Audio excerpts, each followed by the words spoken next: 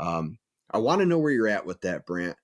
Are the Lions frauds, or is that an over-exaggeration right now?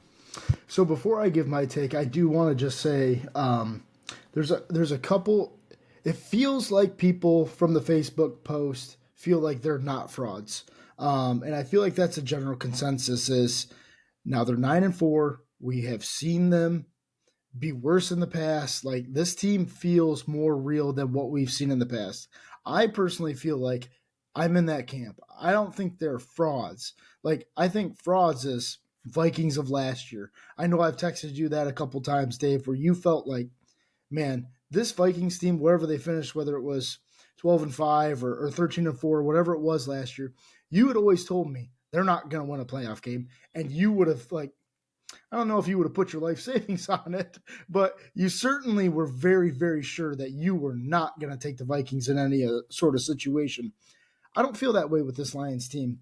And I think it's important, like one of our listeners, obviously, Kirk Norton, he points out in his post that Detroit's defense will not stop any playoff caliber team. I think that's pretty much spot on. Like right now, this defense has serious issues, and we'll get into golf and we'll get all that. But Dave, the more that Jerry Jacobs is on this field, the more the Lions will continue to suffer. He is a liability. He's a real, real problem. And until the Lions can get something figured out with either pressuring the quarterback, making them uncomfortable, or finding somebody else to work in that secondary, they're going to struggle because it's either you solve one or you solve the other. And if you don't solve the pass rush, the secondary is going to get exposed. And if the secondary is getting exposed, you're going to give up points. And to Kirk's point, you're not going to beat any playoff caliber teams. And that's just the long and short of it. Shoot, the Bears aren't a playoff caliber team, and you couldn't beat them because you couldn't get them off the field. Turnovers aside, I mean, you did give him a short field from time to time, but Dave, I think Dylan said this on Saturday. Justin Fields did what he wanted. It was bad. And I mean, I don't think Dylan was serious when he said he was going to have 200 yards, but Justin Fields was breaking off run after run, and he did it with his arm. And DJ Moore had a day, and it was just the Lions looked lifeless on defense.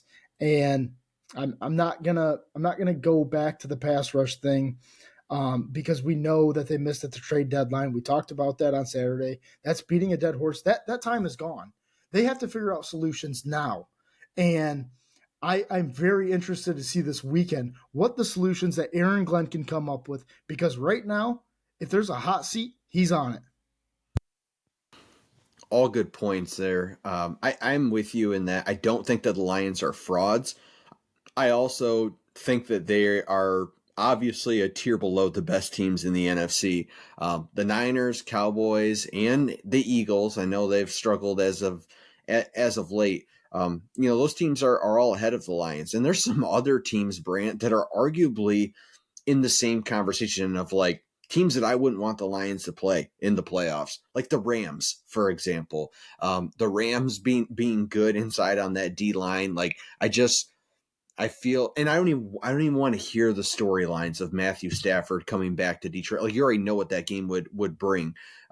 But there's just some other teams out there that I'm like, look, I am not nearly as confident as I once was that this Lions team can beat the majority of these NFC teams. I'm just not. And yes, it is. The vast majority of this is because of the defense. Part of it is Jared Goff, which we'll get into in the next segment. But Brant, sometimes your best offense is playing good defense. And right now, this team does not have a good defense. It's not helping with field position. They cannot get off the field, and it's not good. And I don't know, like to your point, I don't know who's coming to save you because the personnel they just are who they are right now. I mean, there's a couple of people that are rumored to be coming to save you, and that would be CJ Gardner-Johnson and James Houston are both rumored right now to be returning to the Lions, able to play at the end of December, early January. We don't know what that means. We don't know what it brings. Would it help? Oh, absolutely. Yeah, it would help tremendously. I don't know how much it moves the needle with this defense, Brant. I almost feel like between Aaron Glenn's questionable calls as a defensive coordinator and the lack of depth and just lack of experienced talent that's on this defense, the only way I really see them winning a game in the playoffs is this offense being who we have seen for the majority of the season. I'll just remind people of that. The majority of the season, we've seen a top 5 offense.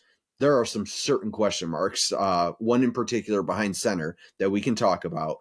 But I feel like it's going to be one of those like heart games. Like this locker room is just like rallies and this defense plays some miraculous game. And it's like, you don't want to live and die by that. But it's kind of what I feel like with this D. Like I really don't know truly from a schematic standpoint, from a talent standpoint.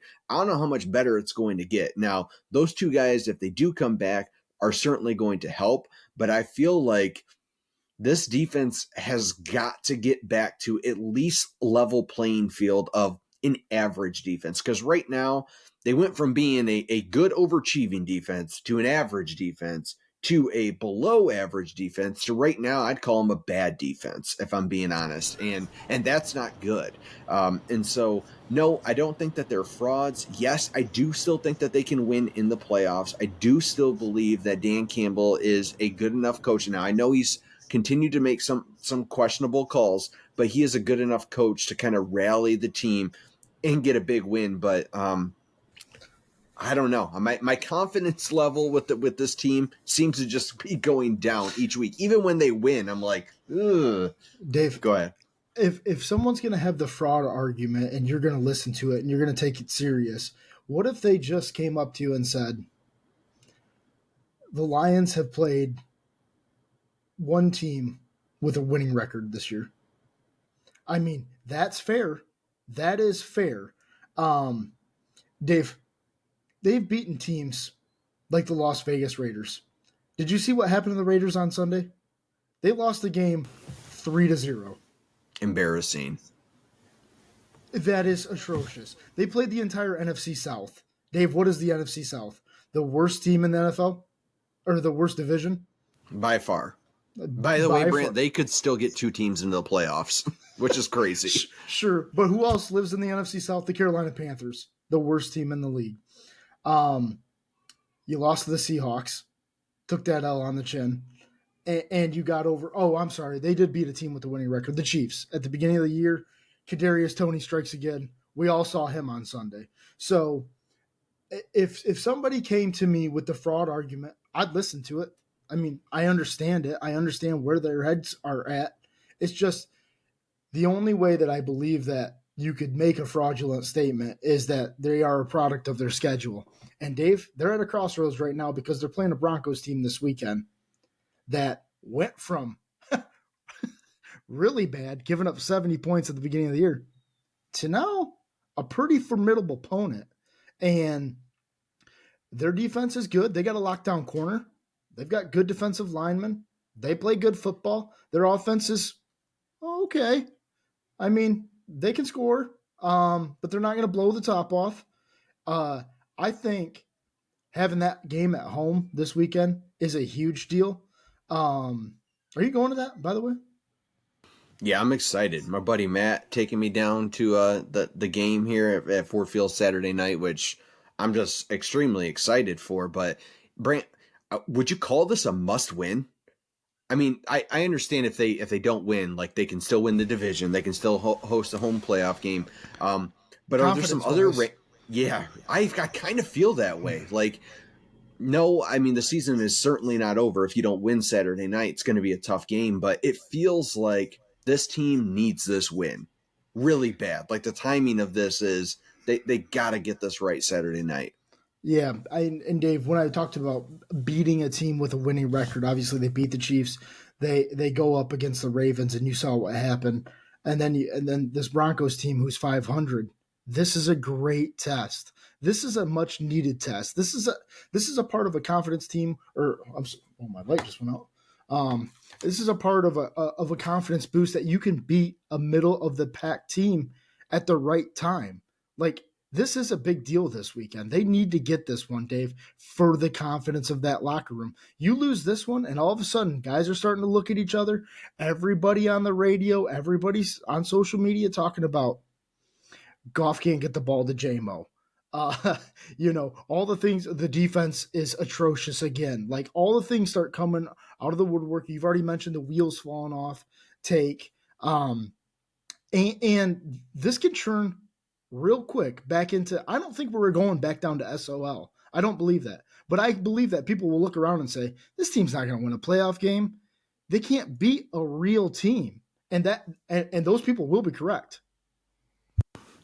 My last thoughts on it, I feel like this is typical for most NFL teams in the length of an NFL season to kind of hit their slouch, to hit their slump. You saw it with the 49ers earlier this year, right? Like it wasn't long ago where the Niners dropped 3 games in a row and people are questioning Brock Purdy, and we are having that conversation. Seemed like the Niners were about to fall flat on their face, and then all of a sudden they didn't.